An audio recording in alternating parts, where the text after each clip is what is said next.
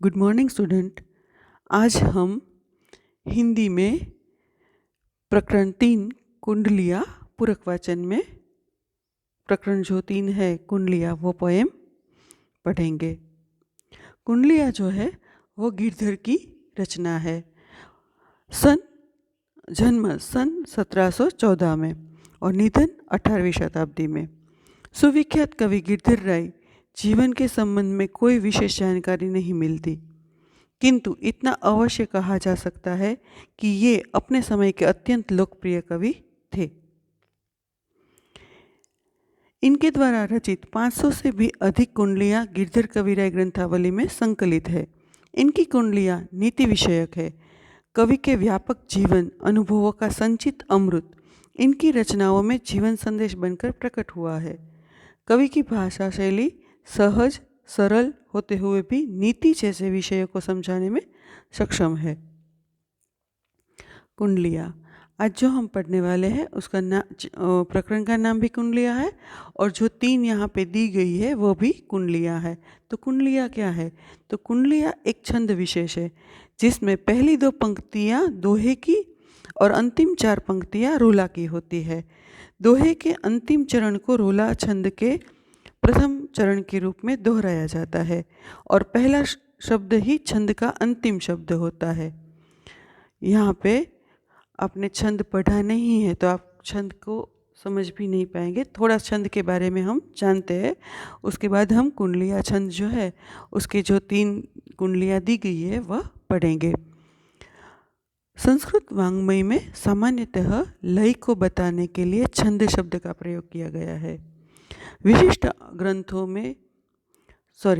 अर्थों में या गीत में वर्णों की संख्या और स्थान के संबंधित नियमों को छंद कहते हैं। पोएम की जब रचना की जाती है तब उसमें नियम होते हैं, कितने शब्द होने चाहिए, कितनी मात्रा होनी चाहिए, और वो उसके जो रूल्स है वह छंद में लिखे होते हैं। तो काव्य जिससे क्या होता है कि काव्य में लय और रंजकता आती है, मनोरंजन भी होता है और लय भी आता है। पोएम जो है हम लय में गाते हैं, चैप्टर की तरह पढ़ नहीं जाते हैं। और इसमें जैसे चौपाई, दोहा, आर्या, गायत्री छंद इत्यादि में हमारी पोएम जो है वो लिखी होती है। अब जब पोएम पढ़ते हैं तो ऊपर लिखा होता है ये चौपाई है, ये दोहा है, जैसे कबीर के दोहे है, तुलसीदास की जो चौपाइयाँ है। उसी तरह छंद में क्या होता है कि एक व्यवस्था होती है, मतलब मात्रा अथवा वर्णों की संख्या, फिर कहाँ रुकना है उसे विराम कहते हैं, फिर गति, लय तथा तुक, ये उनके नियम होते हैं जिसको निर्धारित किया गया होता है। उसका बंधन नक्की होता है कि कैसे, कहाँ तुक लेनी है, कहाँ विराम करना है, कहाँ गति देनी है। आप संगीत सुनते हैं तो उसमें भी वो ताल होते हैं, तो उसके आधारित ही संगीत बनता है। उसी तरह छंद के आधारित ही पोएम होती है। मुक्त छंद भी होता है, मगर यहाँ पर हम छंद के बारे में ही जानेंगे। ये जो नियम होते हैं वो कवि को उनके अनुसार ही लिखना होता है। हिंदी साहित्य में भी छंद के इन नियमों का पालन करते हुए काव्य रचना की जाती है। आज जो कविता हम पढ़ेंगे वह कुंडलिया छंद में लिखी गई है। प्रथम कुंडली में कवि ने छोटे के महत्व को कम नहीं आंकने के लिए कहा, क्योंकि कुल्हाड़ी छोटी होते हुए भी बड़े से बड़े विशालकाय वृक्ष को गिरा देती है। दूसरी कुंडली में कवि ने बीती हुई घटना को भूल जाने में ही भलाई माना है, और तीसरी कुंडली में उन्होंने कार्य संपन्न होने तक अपने मन को एकाग्रचित्त रखने को कहा है। इससे कार्य पूरा भी हो जाता है और लोगों को हंसने का मौका भी नहीं मिलता। यहाँ पे 3 कुंडलियाँ दी गई है, उनका जो आपकी बुक में फर्स्ट पैराग्राफ में तीनों के बारे में बता दिया है कि तीनों कुंडलियों में क्या कहना चाहते हैं। अब हम पोएम पढ़े।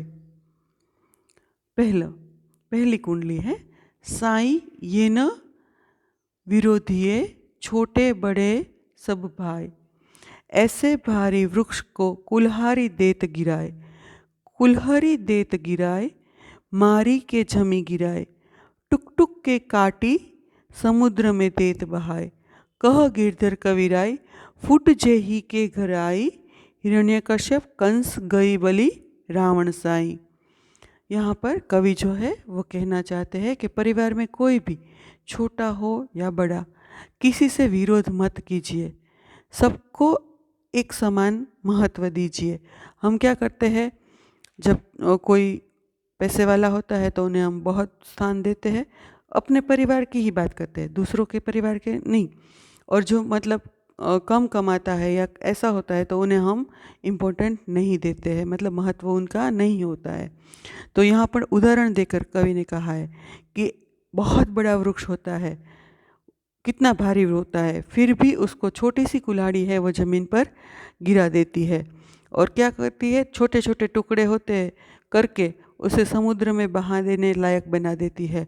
जैसे बड़े वृक्ष काटे जाते हैं, उनमें से होड़ी बनती है या कुछ और चीज़ें बनती है जो समुद्र में बहा देने मतलब बह सकती है। कवि कहते हैं कि जिसके घर में, उसके बाद क्या है, जिसके घर में फूट जेही के घर आए। फूट माने आपके परिवार के जो विभाजन हो जाता है उसे हम फूट कहते हैं। मतलब कि कोई घर में झगड़ा होता है तो उससे क्या होता है, आपसी फूट होती है तो परिवार जो है नष्ट हो जाता है। और उन्होंने उदाहरण दिया है कि हिरण्यकश्यप, कंस, बलि और रावण, चारों के घर में फूट पड़ी थी और चारों के परिवार जो है वो नष्ट हो गए। हिरण्यकश्यप और प्रहलाद की स्टोरी आपने पढ़ी है, कंस और कृष्ण की स्टोरी भी आपने पढ़ी है। फिर राजा बलि जहाँ वामन जी आए थे, और रावण के बारे में आप सब जानते हैं। तो रावण के घर में विभीषण था, दोनों भाइयों में फूट पड़ी और उनके कारण ही रावण का जो है नाश हो गया। तो ये जो है पहली कुंडली है। उसके बाद दूसरी है, बीती ताही बिसारी दे, आगे की सुधि लेई, जो बनी आवे सहज में, ताही में चित देई, ताही में चित देई, बात जोई बन आवे, दुर्जन हसे न कोई, चित में खता न पावे, कह गिरधर कविराय। यह कर मन परतीति, आगे को सुख समुझी, हो बीती सो हो बीती। यहाँ पे जो बात है वह है, जो बात बीत गई उसे भूल जाओ, बीत गई सो बात गई, हमने अर्थ विस्तार में भी पढ़ा था। तो कवि क्या कहना चाहते हैं कि जो बात आपके जीवन में एक बार घट चुकी, बन चुकी, उसे छोड़ दो, भूल जाओ और भविष्य के बारे में सोचो। जो काम आप आसानी से कर, जो बनी आवे सहज में, मतलब जो काम आप आसानी से कर सकते हैं उसके बारे में सोचो। ऐसा करने से नई बात बनेगी और आपके ऊपर कोई हंसेगा नहीं।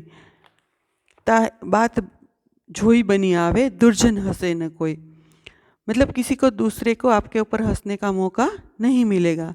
तुम्हारे मन में भी अपराध भाव जो है, चित्त में खता न पावे, मतलब मन में जो कोई अपराध भाव है तो वह भी नहीं होगा, क्योंकि आप दूसरा काम में जुट जाएंगे तो जो आपके साथ कुछ बुरा हुआ है वो आप भूल जाएंगे, तो अपराध भाव जो है वो कम हो जाएगा।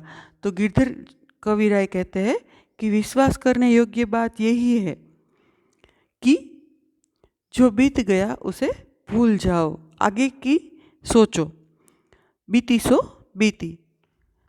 मतलब आपके साथ कभी कभी ऐसा होता है कि कुछ बुरा हुआ है और आपको उसको याद रख के अपना आज भी बिगाड़ रहे हैं, तो क्या होगा न, कल तो सुधर नहीं पाएगा मगर आज जो है वो भी चला जाएगा। तो उससे अच्छा है कि कुछ भी हुआ हो वो भूल जाए और अपने आगे की सोचने का शुरू करे और नया काम शुरू कर दे। कभी कभी ऐसा होता है कि बिजनेस में किसी को घाटा हो गया, वो वही सोचता रहता है कि घाटा कैसे हुआ, मतलब क्यों हो गया मेरे साथ ऐसा। तो वो अगर वही बात पकड़ के बैठा रहेगा तो वो आगे का नया कुछ कर सकेगा, नहीं कर सकेगा। तो उसके लिए क्या करना होगा कि जो हुआ हो गया, ख़त्म करो और आगे जो नया कुछ करना है उसके बारे में सोचो। इसके बाद है, साईं अपने चित्त की भूली न कहिए कोई, तब लग मन में रखिए, जब लग कारज होय। जब लग कारज होय, भूली कबहू नहीं कहिए, दुर्जन हंसे न कोय। आप सिहरे रहिए, कह गिरधर कवि राय, बात चतुरना की ताई, करतूती कहीं देत, आप कहिए नहीं साई। यहाँ पर जो कवि है वो कहना चाहते हैं कि आप मन में कुछ ठान ली है, आप कुछ करना चाहते हैं, वह आप किसी को बताइए नहीं। आपने अपने चित्त में कुछ नक्की किया है, मतलब निर्धारित किया है कि मुझे ये करना है, मुझे ये करना है, मगर आप तब तक किसी को न कहिए जब तक वो कार्य पूरा ना हो जाए। अगर आप किसी को बता देंगे और वो कार्य पूरा नहीं कर पाएंगे तो झगहसाई होगी, मतलब आपके ऊपर सारे लोग हंसेंगे। तो जब तक कार्य पूरा नहीं हो जाता आप किसी को कोई बात नहीं कहेंगे। दुर्जन हंसे, मतलब यहाँ पे कहते कि दुष्ट है वो आपके ऊपर हंसी का मौका मिलेगा, उसको हंसने का मौका मिलेगा। और आप अगर किसी को बताया नहीं होगा तो आपके ऊपर कोई हंस सकेगा नहीं। और आप कवि कहते हैं कि जब आप कार्य पूरा कर दे तो आपको बोलने की ज़रूरत ही नहीं है, क्योंकि लोग जो है वो आपका कार्य जो है वही बोल देगा। आप कुछ अच्छा काम कर रहे हैं, मान लो कि आप एक चित्र बना रहे हैं और आप सबको क्लास के बीच में कह दे कि मेरा चित्र सबसे अच्छा होगा, ठीक है, फिर आपका चित्र थोड़ा बिगड़ गया तो आपके ऊपर सारा क्लास हंसेगा। यदि आप किसी को कुछ न बताए और आप सबसे अच्छा चित्र बना दे और फिर आपको बोलने की ज़रूरत नहीं कि मेरा चित्र सबसे अच्छा है, क्योंकि आपका चित्र ही, मतलब आपका कोई भी कार्य होगा वो ही बोलेगा कि ये सबसे बेस्ट है। तो इसमें कहने का अर्थ यहाँ पे आप गुजराती में જોઈએ तो फाका न मारवा। जो भी कार्य करते हैं वो अपना मन लगा कर कीजिए, आपका कार्य ही आपको सबसे बड़ा बना देगा। यहाँ पर ये जो प्रकरण है कुंडलियाँ वह ख़त्म होता है। शब्दार्थ देखते हैं। कुंडलियाँ एक छंद विशेष जिसमें पहली 2 पंक्तियाँ दोहे की और अंतिम 4 पंक्तियाँ रोला की होती है। दोहे के अंतिम चरण को रोला छंद के प्रथम चरण के रूप में दोहराया जाता है। यहाँ पे कुछ कुछ पंक्तियाँ जो है वो हमने दोहराई है, मतलब वो कुंडलियाँ छंद का नियम है कि दोहे के अंतिम चरण को रोला छंद के प्रथम चरण के रूप में दोहराया जाता है और पहला शब्द ही छंद का अंतिम शब्द होता है। आप तीनों में देख लेना कि पहला शब्द है वही अंतिम है, हाँ है, ठीक है। उसके बाद है विरोधीय, उसका अर्थ है विपरीत भाव। फिर कुल्हाड़ी तो